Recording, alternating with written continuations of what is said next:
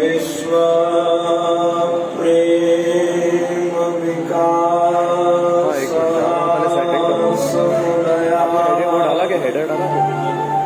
त्रैलोक्य संपत्तया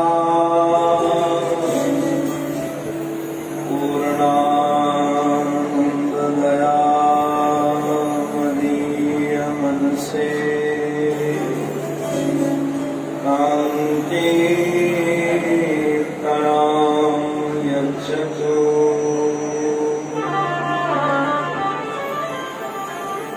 शान्तं शाश्वतमप्रमेयमनघं निर्वाणशान्तिप्रदम् ब्रह्मा शम्भुफणेन्द्रसेव्यमनिशम्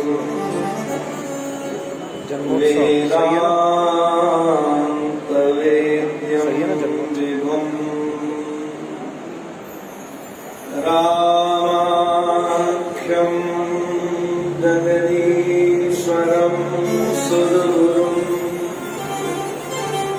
मायामुष्यं हरिं वन्देऽहं करुणाकरं रघुवरं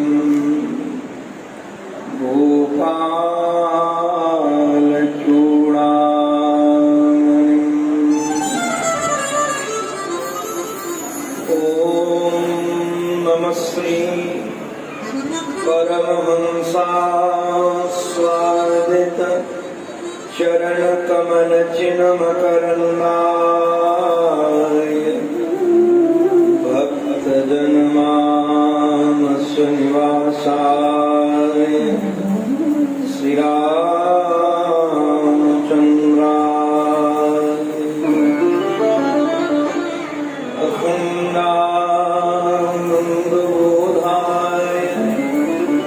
शिष्य संतापहारिणे सच्चिदानंद रूपाय तस्मै श्री गुरवे नमः।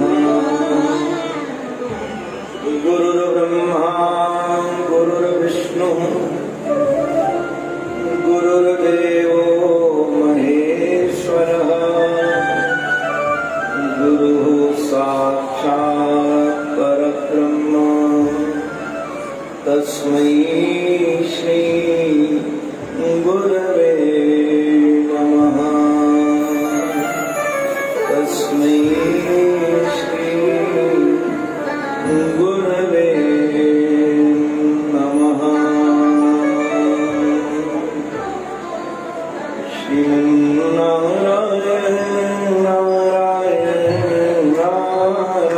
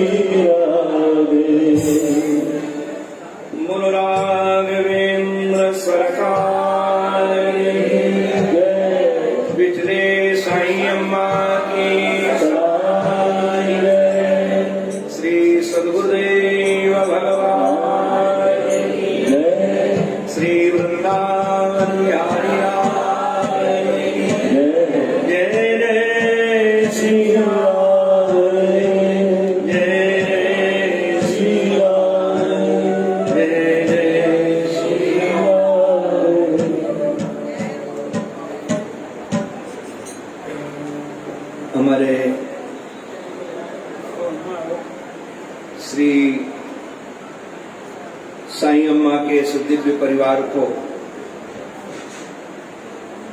दादा जन के दिव्य परिकर को राम जन्म की लख लख बधाई।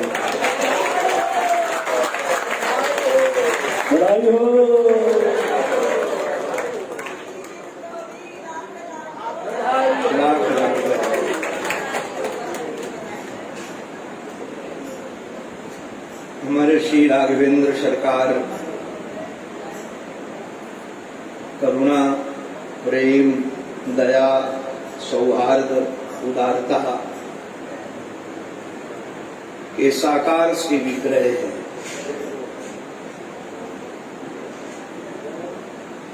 हमारे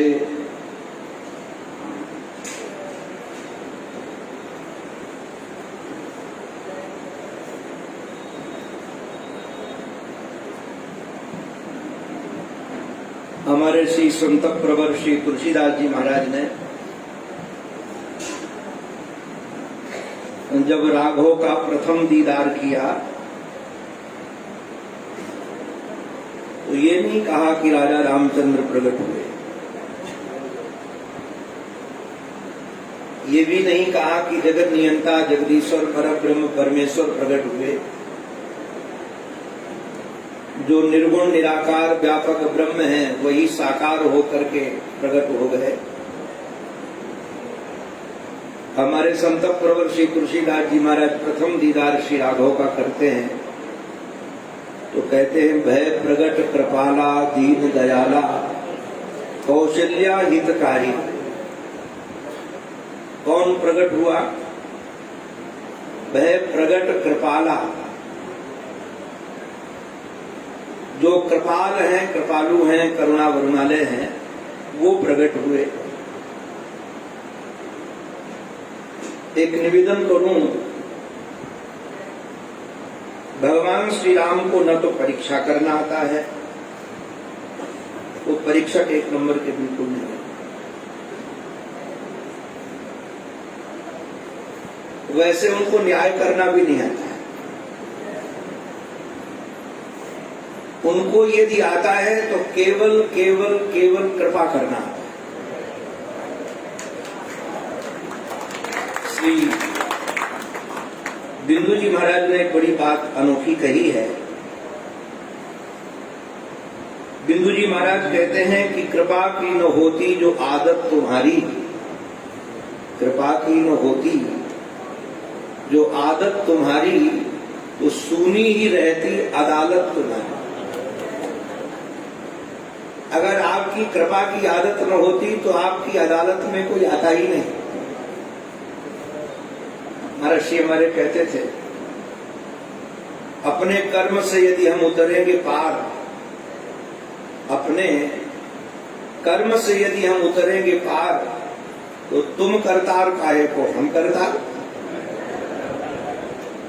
अगर हमको न्याय की ही जरूरत होती और न्याय के माध्यम से हम पार हो जाते तो तुम्हारी जरूरत ही क्यों थी? जरूरत तो इसलिए है कि हमारे में संबल नहीं है, पुरुषार्थ नहीं है, केवल कृपा के ही कारण हम आपके पास में आए। कृपा की न होती जो आदत तुम्हारी, तो सुनी ही रहती अदालत तुम्हारी। दीनों की दुनिया है आबाद तुमसे, गरीबों से है बादशाहत तुम्हारी। ये तुम्हारी जो दुनिया है, एक बार सूरदास जी महाराज नाराज हो गए कन्हैया से, और नाराज होकर के बोले कि ये दुनिया जितनी भीड़ इकट्ठी है सब हमारे कारण है। अगर हम तुम्हारी सच्ची पोल पट्टी खोलते तो सब भाग जाएंगे। तो सूरदास जी महाराज के पीछे पीछे कन्हैया गए तो महाराज पोल पट्टी बंद रखना, खोलना मत, क्योंकि ये जितनी भीड़ लगी हुई है सब मंदिरों में, वो करुणा के कारण तो लगी हुई है। और इस करुणा का प्रचार किया किसने? संतों ने किया है। जब बलि की कुछ नहीं चली ना, भागवत में वर्णन है, भगवान ने बंधवा दिया, बंधे हैं बंधन में, अब कोई बुद्धि काम नहीं कर रही, युक्ति काम नहीं कर रही है, तो हाथ जोड़ करके कहते हैं, यदुत्तम श्लोक भवान ममेरितम बचो व्यलीकम सुरवर्य मन्यते। महाराज अपनी परवाह न करो तो न करो।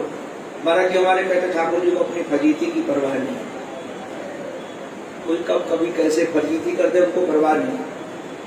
बोले अपनी फजीती की परवाह करो न करो, कम से कम संतों की तो परवाह करो। ये जो संत हैं तुम्हारे उत्तम उत्तम श्लोक बना बना करके गीत गाते रहते हैं कि भगवान करुणा के स्वरूप हैं, कृपा के स्वरूप हैं, करुणा के आधार हैं, और आपका ये जो व्यापार है ये संतों की वाणी के विपरीत जा रहा है। तो आपको तो अपनी फजीयत की परवाह नहीं, कम से कम संतों की फजीयत को न करवाओ। लोग यही कहेंगे महात्मा लोग ऐसे झूठ मूठ के हंसाते रहते हैं, राम जी में है कुछ नहीं। भगवान बहुत देरी नहीं लगाए, जो बड़े कुपित थे बांध दो इसको, इसकी कुछ मत सुनो। जैसे उसने संतों का नाम लिया और कहा कि वो यश गाते हैं, तो तुरंत महाराज देरी नहीं की, तो 3 पद चरण कमल तुरंत मस्तिष्क में रख दिया। अब खोपड़ा कितना बड़ा होगा, इतना बड़ा होगा, इतना बड़ा होगा। जिनका पैर ब्रह्मा जी के यहाँ तक पहुंच जाए तब भी कम पड़े, उनका पैर क्या सर पे आ जाएगा क्या? कि तो जैसे संतों का नाम लिया तो तुरंत उसमें रख दिया उन्होंने। तो भगवान कृपा के सागर है, दीनों की दुनिया है आबाद तुमसे, गरीबों से है बादशाहत तुम्हारी, न हम होते मुलजिम। जब मुलजिम नहीं होता तो हाकिम की जरूरत क्या थी? न हम होते मुलजिम न तुम होते हाकिम, किस विध होती हिफाजत तुम्हारी। अरे मुलजिम तो हम इसलिए बने हैं कि कम से कम तुम्हारी बादशाही चलती रहे। अच्छा जरा विचार करो, प्रजा न हो तो राजा किसका है? और कोई मुलजिम हो ही नहीं। एक महात्मा कहते तो हम जानबूझकर मुलजिम बनकर तुम्हारे दर पे आए हैं, हम जानबूझ करके मुलजिम बनकर तुम्हारे दर पे आए हैं। क्यों दर पे आए हैं? इसलिए दर पे आए हैं कि तुम्हारे यश का गुणगान सब जगह बखाने का अवसर तो मिले। अगर तुम कृपा करोगे तो हम फिर गीत गाएंगे, सब जगह सुनाएंगे। तो हम न होते हम मुलजिम न तुम होते हाकिम, किस विध होती हिफाजत तुम्हारी। तुम्हारी उल्फत के, तुम्हारी ही उल्फत के ये दृढ़ बिंदु हैं, तुम्हें सौंपते हैं अमानत तुम्हारी, कृपा की न होती जो आदत तुम्हारी। अब हमारे पास और तो कुछ समर्पित करने को है नहीं, ये दृढ़ बिंदु ही हैं। और सचमुच कहें दृढ़ बिंदुओं की कीमत करुणा निधान से ज्यादा और कौन जान सकता है। अगर आप विचार करना, ये थोड़ा रसीला बन गया। ये करुणा निधान मामला जो है, जैसे आजकल देवियां अपने घोट को क्या बोलती है? हनी, हनी बोलती है ना। हनी इसलिए बोलती है कि खूब मनी मिलता रहे। और भी बहुत सारे नाम हैं जी। आजकल तो एक नया नाम चल गया है, बेबी। एक देवी जी ने हमसे कहा कि हमारा पति कुछ सुनता ही नहीं है, किसी काम का नहीं, वोट काम का नहीं। तो हमने कहा उसको कहती क्या हो? बोले बेबी। तो हमने कहा बेबी किस काम का होता है? अगर आप पति को हो तो रक्षा करेगा। तो आजकल बहुत सारे नाम हैं, आप लोग उनसे ज्यादा जानते हो। तो हमारी सियाजू श्री राघवेंद्र सरकार को बहुत प्रेम से जब पुकारती थी, उनका नाम करुणा निधान पे था, करुणा निधान। तो राम जी हमारे करुणा निधान हैं, करुणा के साकार विग्रह हैं, कृपा की साक्षात मूर्ति हैं। और हमारे श्री राघव को कृपा के अतिरिक्त कुछ करना आता ही नहीं। ये जो लोग बहुत बोलते रहते हैं ना कि हमारी परीक्षा भगवान ले रहे हैं, हमारी परीक्षा भगवान ले रहे हैं, भगवान परीक्षा लेने लगे और हम पास हो जाएंगे। बहुत बड़ी महाराज विद्यार्थी हो तो अगर वो किसी की परीक्षा लेने लगे तो हम कोई पास वास होने वाले नहीं है। भगवान परीक्षा लेते ही नहीं, भगवान केवल करुणा करते। किंतु इस करुणा का अनुभव होता किसको है? वैसे तो हम लोग आजकल एक अभ्यास में लगभग सत्संग में जो आते, भगवान ने बड़ी कृपा की, भगवान बड़े कृपालु है, किंतु जब तक अपने मन की हो रही तब तक रुपया को घर में आ रहा हो तो कहेंगे भगवान की बड़ी मेहर है। क्या बोलते सिंधी लोग? मेहर बरस रही है। किंतु यदि रुपया जाने लगे तो फिर मेहर समझ में आएगी? फिर मेहरबानी समझ में आएगी? नहीं आएगी। किंतु इस कृपा का अनुशीलन, कृपा की प्राप्ति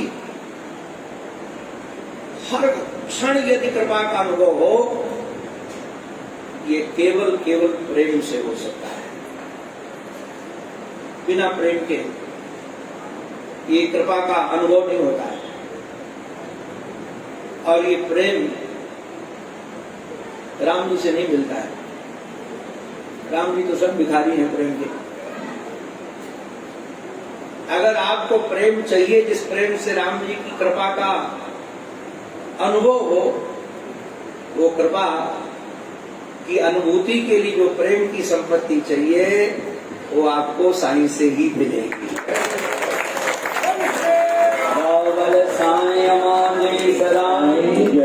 आप कहोगे कि साईं से क्यों मिलेगी? महर्षि का एक वाक्य है, दिए की लौ से दिए की लौ जलती है। जो दीपक दे दीप्यमान है, प्रकाशमान है, वही दीपक दूसरे को जला सकता है। तो साईं प्रेम के धनी हैं, शहंशाह हैं जी, प्रेम बांटते रहते हैं। वो जिसको देख दे उसके हृदय में प्रेम आ जाए, जिसको भांति भर दे उसको हृदय में प्रेम आ जाए, जिसको छू दे उसको प्रेम आ जाए। और कहां तक कहें, जो उनके दरबार में आ जाए उसके दिल में प्रेम आ जाए।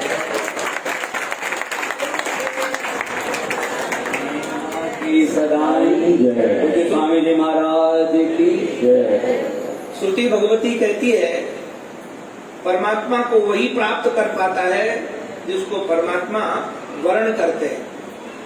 एमे वही सुकृणुते तेन लभ्य, जिसको उन्होंने वर्ण कर लिया वही प्राप्त कर पाता है। तो निश्चित रूप से आप सबका वर्ण ठाकुर जी ने, राघवेंद्र सरकार ने किया है।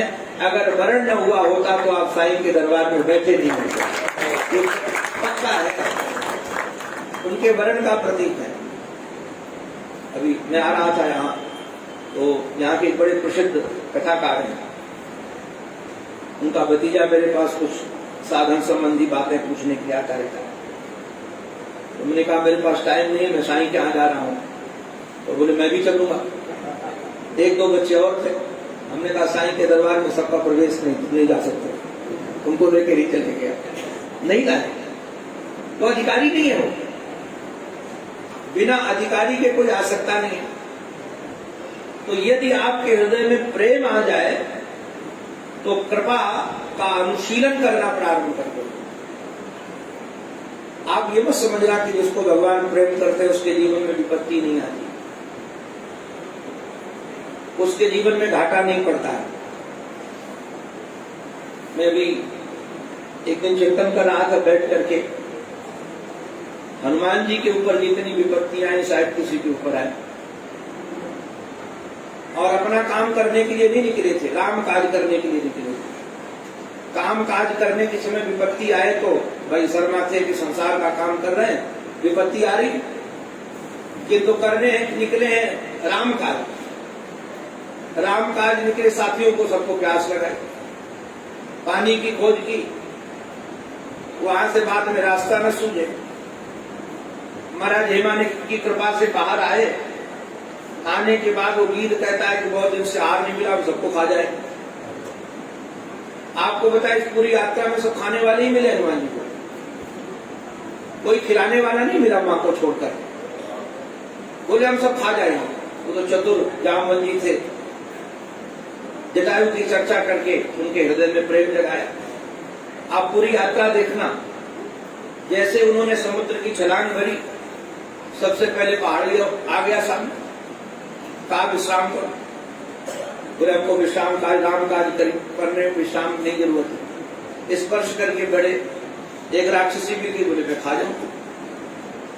एक ने महाराज पकड़ लिया, खाया पकड़ लिया, वो खाने के लिए दौड़ी। तो आप जरा विचार करो, हम आप होते तो कहते ये कौन सी राम जी की कृपा है। हम सोचे थे इस कृपा में राम कार्य करने के लिए चलेंगे, सीधे पहुंच जाएंगे आराम से और हमको कोई परेशानी होगी नहीं।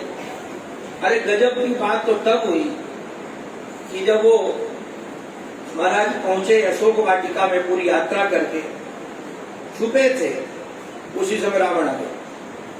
उसी समय आना था उसको और महाराज धमकाने लगा। बड़ी पीड़ा कि मेरे सामने धमका रहा है। गुस्सा तो लगी हनुमान जी को, मौका मारो अभी काम पूरा कर दो उसका। किंतु बोले भी राम काज हुआ नहीं। सोचिए ये कौन सी कृपा है।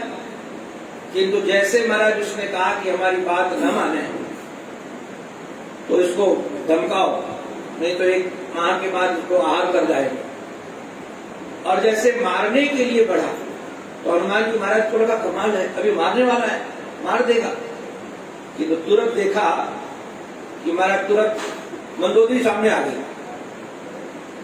अच्छा जरा एक बात बताओ आप लोग, घरवाली को छोड़कर के इसको महारानी बनाने के चक्कर में था।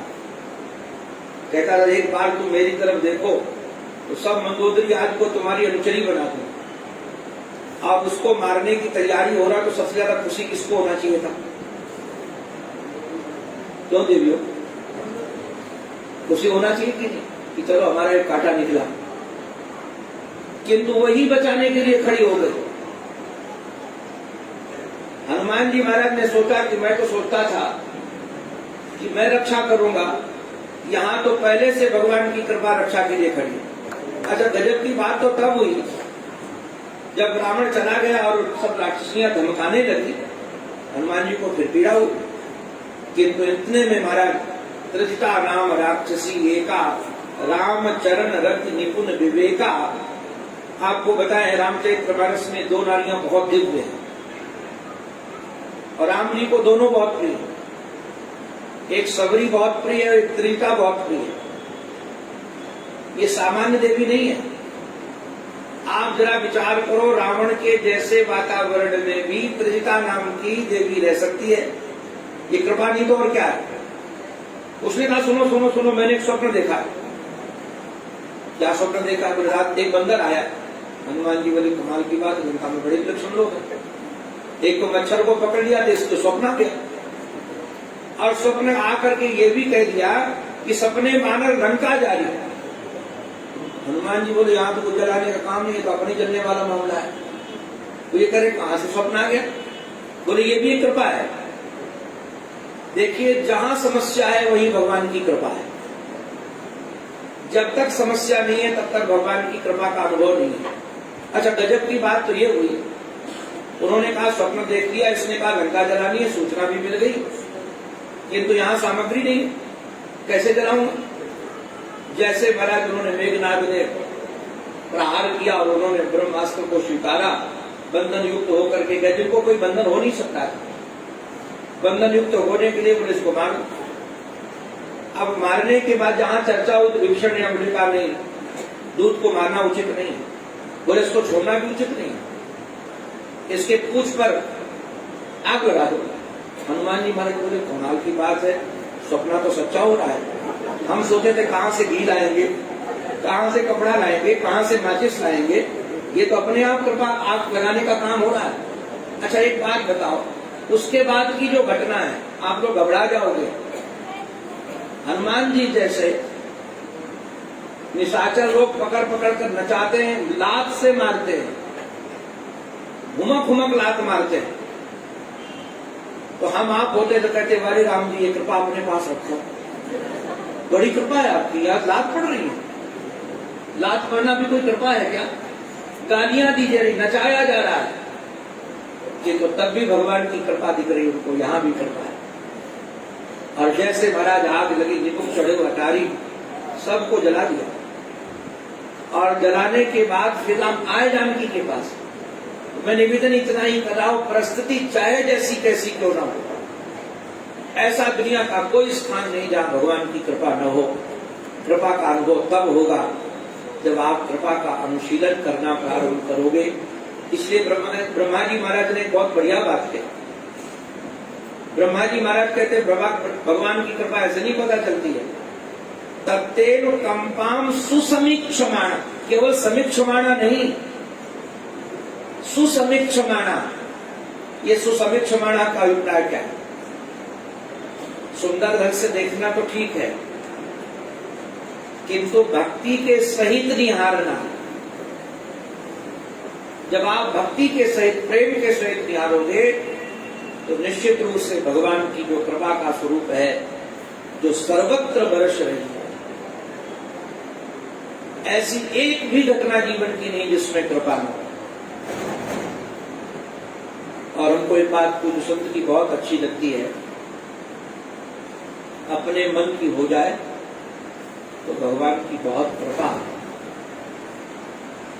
अपने मन की हो जाए तो भगवान की बहुत कृपा, और यदि अपने मन की न हो तो भगवान की इच्छा।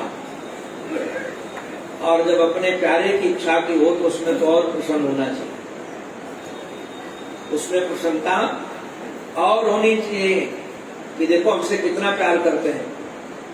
हमसे पूछा भी नहीं और हम निर्णय ले लिया। हमको एक मानते हैं, हमको अपने से अलग नहीं मानते हैं। भाई ये निर्णय कब लिया जाता है? पूछ करके, जब अपने से कुछ जुदा माना जाए। व्यक्ति ऐसा निर्णय कब लेता है कि जानता है कि हमारा निर्णय उनका निर्णय हमसे अलग थोड़ी है, वो हमारी इच्छा उनकी इच्छा है, और उनको पता है कि हमारा प्रेमी हमारी इच्छा को देख करके दुखी नहीं होगा, निश्चित रूप से प्रसन्नता का ही अनुभव करेगा। तो जो कृपा के साकार विग्रह हैं, आज वही प्रकट है। भय प्रगट कृपाला, दीन दयाला, कौशल्या हितकारी, हर्षित महातारी, मुनिमन हारी। देखो एक बात बताएं, ये संसारियों का मन कोई चुरा ले तो बड़ी बात नहीं होती। ये तो दिल फेंकू लोग होते ही हैं। संसारी लोग तो दिल फेंकू होते हैं जी। इस दिल के टुकड़े हजार हुए, कुछ यहाँ गिरे कुछ वहां गिरे। तो अगर इन संसारियों का दिल कोई चुरा ले तो कोई बड़ी बात नहीं, तो चुराते ही रहते हैं जी। इनका दिल तो कुत्ता भी चुरा लेता है। हमको तो कई बार लगता है कुत्ते को चूपते हुए बोलते हैं I love you my doggy. हमको लगता है भगवान इनका दिल तो कुत्ता चुरा लिया। जिनका कुत्ता बिल्ली चित्त चुरा सकते हो, उनका चित्त चुराने वाले भगवान नहीं है। मुनिमन हारी, मुनि के मन का हरण करने वाले भगवान। जो मननशील है, जिनको महाराज अपने चित्त पर बहुत अनुशासन है, उनके हृदय को कोई नहीं चुरा सकता है। अरे उनके हृदय में कोई घुस नहीं सकता है कि कोई महात्मा अरे करे में तो खरे तो नहीं है कि दिल बेकू है कि तुम पर दिन से लुटा बैठे, तुम पर दिल लुटा बैठे। तो ऐसे भगवान जो प्रकट हुए, मुनिमन हारी, हर्षित महातारी, महाप्रसन्न है। तो ऐसे भगवान श्री राघवेंद्र सरकार का हम सब लोग यहाँ दोनों चीजों का अनुभव करने के लिए, भगवान की कृपा रूप का अनुभव करने के लिए, और वो कृपा हम पर बरस रही है। ये हनुमान जी महाराज का जो कृपा का लक्षण है, कि मैं कहीं बैठ करके एक दिन देख रहा था एक चौपाई, तो हमको लग रहा था सचमुच में जिस ढंग से भगवान की कृपा का अनुशीलन श्री हनुमान करते हैं, वैसे यदि हम कृपा का अनुशीलन करने लगे तो दुनिया का कोई माई का लाल पैदा नहीं हो सका जो आपको दुखी बना सके। यहाँ तो हर रोज महोत्सव होगा, हर रोज दिवाली होगा।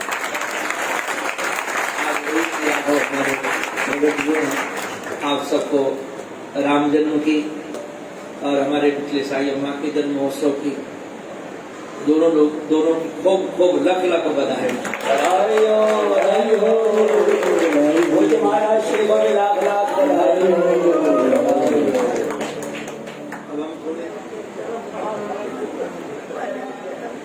नारायण नारायण नारायण नारायण।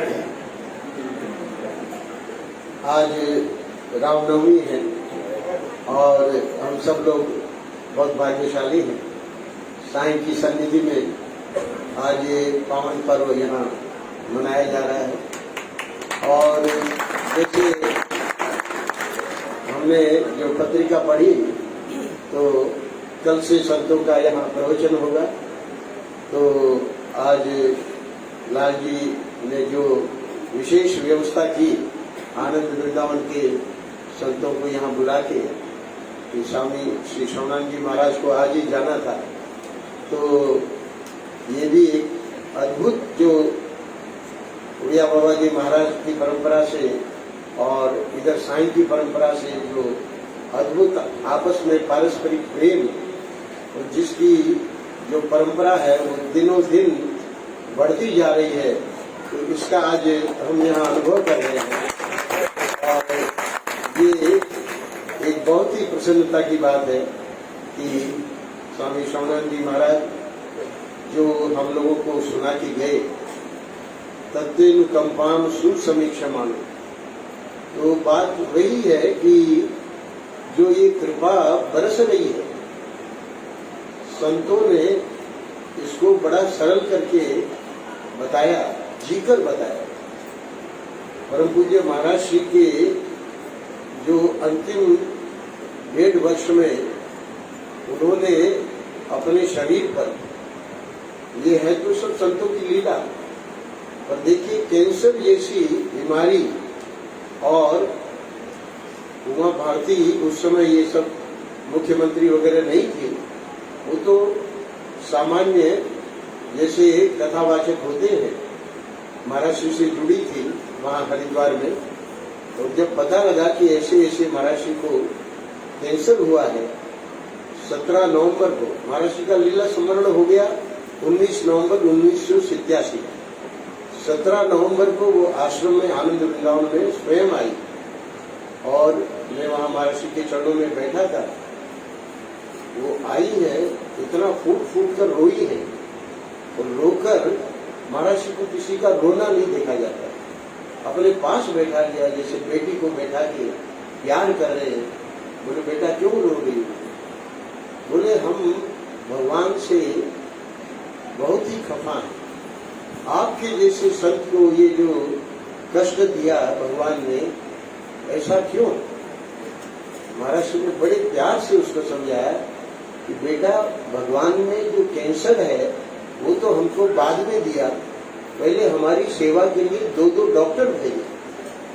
तो महाराज श्री की जो ये शैली थी उससे हमको ये समझ में आना चाहिए कि संत, वैसे तो आपको पता है कि भगवान का जो अवतार है वो तो अपने समय समय से ही होगा, और बाकी समय में जो है भगवान को देखना हो तो संत के रूप।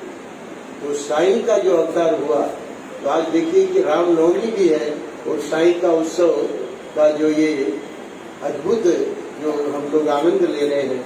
अभी अभी बधाई लाल जी सुना रहे थे, 4 फल मिल गए दशरथ जी को, धर्म अर्थ काम और मोक्ष मानो 4 फल दशरथ जी को मिल गए। तो ये क्या अद्भुत है कि स्वयं ब्रह्म जो है वो तो भगवान राम के रूप में।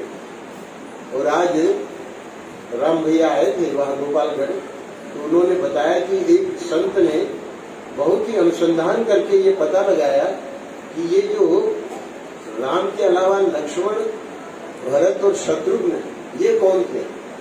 तो उन्होंने सिद्ध किया है कि ब्रह्मा विष्णु और महेश। तो ब्रह्मा विष्णु महेश और स्वयं परब्रह्म जो परमात्मा है उनका अवतार राम के रूप में। तो आज का जो दिन है वो कितना गजब का है वो हम लोग कल्पना कर सकते हैं। और इसी के संदर्भ में हर वर्ष हम ये जो साईं का उत्सव मनाया जाता है, तो आप देखें कि महाराज श्री स्वयं आते थे। उड़िया बाबा जी महाराज को साईं ने पहचाना, महाराज श्री को साईं ने पहचाना, और महाराज श्री हमारे बगल में जो बैठे हैं स्वामी जी आपको सुनावेंगे क्या क्या अद्भुत संस्मरण महाराज श्री के समय थे। और उसके बाद ये जो परंपरा आज तक हम लोग इसका जो आनंद ले रहे हैं, तो ये आनंद कैसे ले रहे हैं कि संतों के साथ जुड़ के, संतों के साथ जो जुड़ना है, बस हमने अपना जो है भाग्य बना लिया। तो आज ही इस पुस्तक का भी जो ग्रंथ कई दिनों से अनुपलब्ध था, लाल जी की ये बहुत ही बड़ी इच्छा रही, ये जो ग्रंथ है वो उपलब्ध हो जाए। वहाँ से आए, हमारे बनारस से सौदत्त आके मिले लाल जी से, इन्होंने सब व्यवस्था की और आज ही इसका लोकार्पण हो गया है। अब ये ग्रंथ सबको उपलब्ध रहेगा और आगे भी जैसे जैसे ये ग्रंथ की मतलब जब सब प्रतियां पूरी हो जाएगी तो उसके पहले ही इसकी छपाने की व्यवस्था इस बार हमारे स्वामी जी यहाँ वृंदावन से करेंगे। तो ये बहुत ही गजब का ग्रंथ है, क्योंकि उड़िया बाबा जी महाराज ने महाराज श्री को कहा कि अब जब साईं का जब गोलोकवास चले गए तो अम्मा को कैसे संभालना है। तो अम्मा को संभालने के लिए उड़िया बाबा जी महाराज ने महाराज श्री को आदेश दिया कि इनको प्रतिदिन तुम जो है सुनाओ साईं के बारे में और उसको लिखो भी। तो वो जो महाराज श्री ने लिखा उसी को ये जो ग्रंथ आज जिसका अभी अभी लोकार्पण हुआ, तो श्री भक्त कोकिल, तो श्री भक्त कोकिल को आप लोग अवश्य पढ़िएगा और आप देखेंगे ऐसे ऐसे संस्मरण है महाराज जी के, कैसे स्वयं साईं के पास अपने जब साईं वहां पहुंचे हैं अपने गुरु के पास, महाराज जी ने वर्णन किया है कि साईं को अपने आप ही पता लग गया कि अब हमको अपने गुरुदेव मिल गए। और जब वो स्थान साईं को कहा गया कि अब ये स्थान आपको देखना है, तो साईं ने बड़ी लीला की।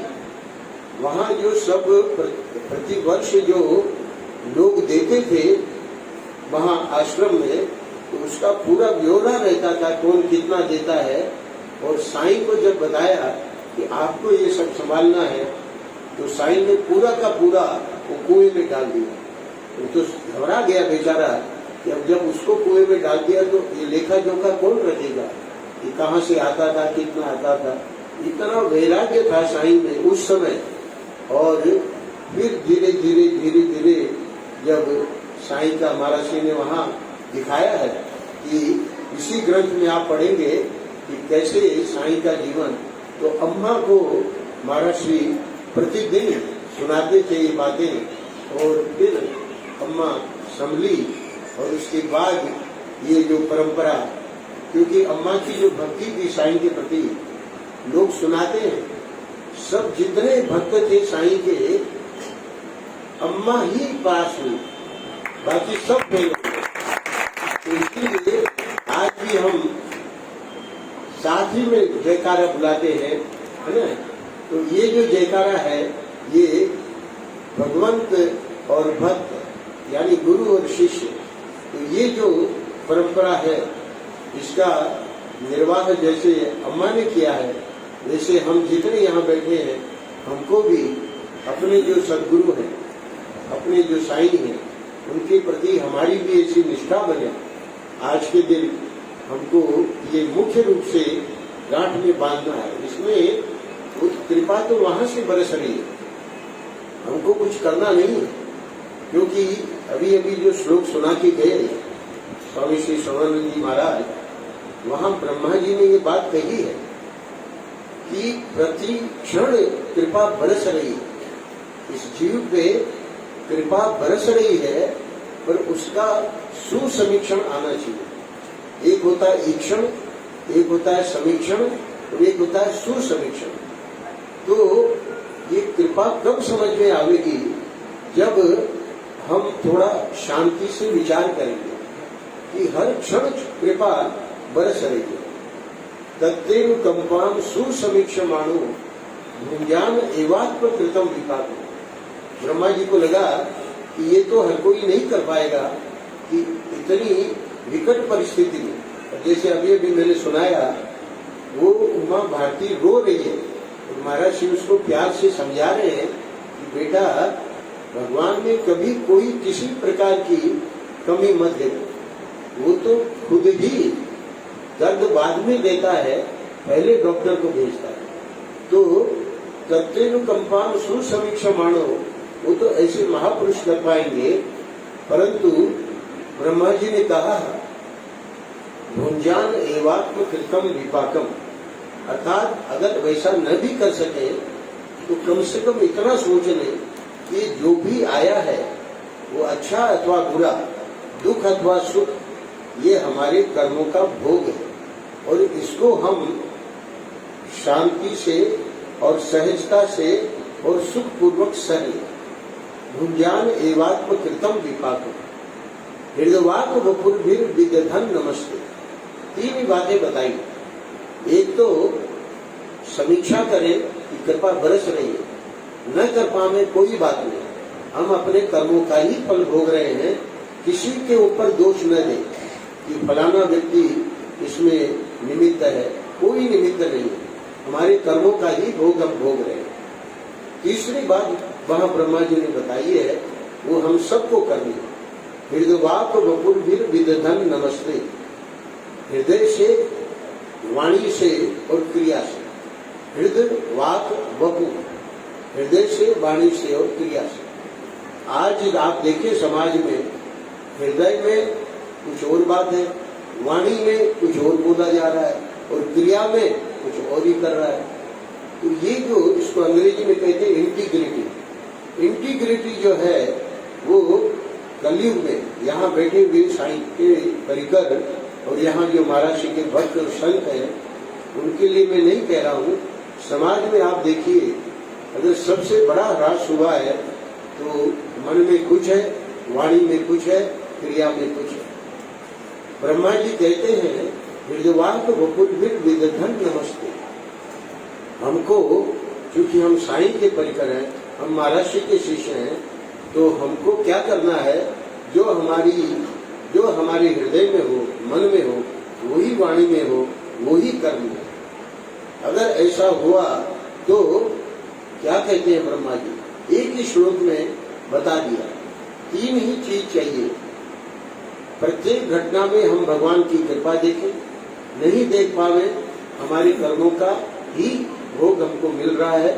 और इंटीग्रिटी, जो मन में हो वही वाणी में हो, जो वाणी में हो वही क्रिया में हो। विदधन नमस्ते जीवित योग मुक्ति पदेश गायका। अगर इतना हम कर पाए तो जैसे पिता की जो संपत्ति होती है उसका उत्तराधिकार पुत्र को, ऐसा भी वो क्यों न हो, उसको उत्तराधिकार मिल जाता है, वैसे ही ये जो साईं की, ये जो हमारे भगवान राम की ये जो संपत्ति है, क्या संपत्ति है, उनका ज्ञान, उनका वैराग्य, उनकी भक्ति, उनका प्रेम, वो हमको उत्तराधिकार में मिल जाएगा। नारायण नारायण नारायण।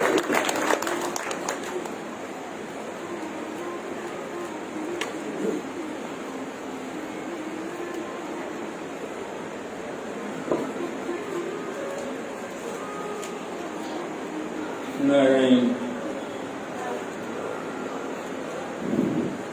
इस परम पावन परम पवित्र साईं साहब के सुखधाम आश्रम में इसका नाम लिख गया है, उसको अपने कल्याण की चिंता नहीं करना है, उसका कल्याण हुआ गया है, इसमें संदेह नहीं करना है। जिसका नाम इस परम पावन परम पवित्र सुखधाम आश्रम से साईं साहब के जुड़ गया है, उसका कल्याण निश्चित है, उसमें कोई संदेह की बात नहीं है। इसलिए आप लोग सब कल्याण की भागी हैं। और जो भगवान के एक नाम लेने से आदमी का उद्धार हो जाता है, तो यहाँ तो भगवान का कीर्तन कथा होता रहता है, तो उसमें तो कोई संदेह है नहीं। भैया जी ने हमारे एक स्वागत दादा तंदुलाल का, साईं साहब का, साईं अम्मा का, बाबा गहरी राम का चित्र बनाया, हमारे टेबल रथ में रखा रहता है। लोग जो यहाँ परिचित नहीं है, पूछते महाराज ये कौन है, तो मैं कहता हूँ ये साईं साहब। बोले साईं साहब कैसे थे? मैंने कहा श्री उड़िया बाबा जी और महाराज हमारे जिसके हृदय में बैठे थे और जिसको कभी भूलते नहीं थे, और बम्बई जाते थे जब तक साईं साहब के यहाँ नहीं जाए, उनको चैन नहीं पड़ता था। वो साईं साहब हैं। तो महाराज जी में उड़िया बाबू श्रद्धा रखते थे। तो बोले ऐसे साईं साहब, बोले मैंने ऐसे साईं साहब हमारे महाराज के अंदर समा गए थे, महाराज जी साईं साहब के अंदर समा गए थे। तो कहते अच्छा अच्छा कहाँ है मंदिर, कहाँ है, तुम्हें बताता हूँ वहाँ है। तो बोले अच्छा ऐसे साईं साहब थे। मैंने कहा उड़िया बाबा जी और महाराज जी हमारे वृंदावन महाराज किसी के यहाँ नहीं जाते थे। और महाराज जी बम्बई में मैं 15 साल रहा, वहाँ कथा करते थे। ऐसा कोई दिन नहीं था कि साईं साहब का नाम नहीं। कहते वृंदावन में हमारे साईं साहब हैं, हम उनके पास जाकर बैठते हैं तो भक्ति की ऐसी ऐसी बात सुनाते हैं जो कहीं पढ़ने सुनने नहीं आएगी। महाराज जी इतना गुणागान गाते साईं साहब का। और पिछला प्रेस छोड़ने के बाद महाराज जी का प्रथम लेखन है इस सप्ताह जो पुस्तक बात प्रारंभ हुआ। साईं साहब इसी का दोस्त हो सकते हैं कि साईं साहब के प्रति हमारे महाराज के हृदय में कितना प्रेम था, कितनी श्रद्धा थी, क्या भाव था। ये प्रथम पुस्तक लिखी, जो साप्ताहिक वगैरह बने हैं महाराज के ना 105 छपे, सबसे पहले पुस्तक ये लिखा है। इसलिए आप इनको जरूर पढ़िए। और हम तो ऐसा मानते हैं कि साईं साहब हम लोगों को उद्धार के लिए यहाँ आए। और संत को मनुष्य नहीं समझना चाहिए। जो साईं साहब को मनुष्य समझते हैं वो ठीक नहीं समझते हैं। वो साक्षात परमात्मा उस रूप में आए और उनके दर्शन से कल्याण है। इसलिए आप लोग हुए हैं, बड़भागी हैं, जो इस स्थान से जुड़े हुए हैं। और साईं साहब के धाम आसन का नाम आ गया है, उनका कल्याण है, कल्याण है। नारायण।